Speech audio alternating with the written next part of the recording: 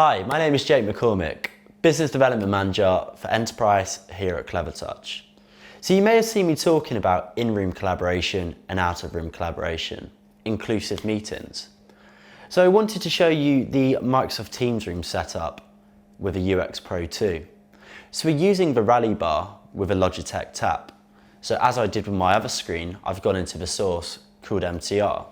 So I can now go up to my call, hit join, and I'm going to go straight into my meeting.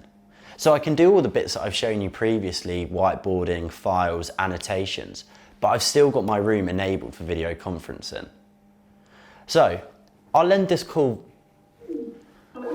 One thing I often get asked for is bring your own device, because for some people starting a Teams, Zoom call, or even presenting, it's the same way they do it on their laptop. So we're in MTR mode on the UX Pro 2 at the moment, but I can use something such as a USB-C cable with our other partners such as Lindy, and I can plug this from one side of the panel, and I can then plug it into the other side in my laptop. As soon as I plug this in, I don't even have to touch the screen. It's going to go straight into BYOD mode, as you can see. So now my laptop is directly mirrored to the UX Pro 2. The best thing about this is I can just leave my laptop on the table and I can actually start using touchback on the device to change my slides. So I can present from here. Or in the case of video conferencing in BYOD, if I go into Teams, I can then go into my calendar and I can join my calls directly from my calendar. For me, the best thing about this is, you may have seen the camera working with the MTR, but I'm now using it on my laptop as well. So that peripheral can be used in BYOD mode, MTR, the OPS, the Android. The panel allows the peripheral to be used for any source. So I can now join my call and I'm in that meeting.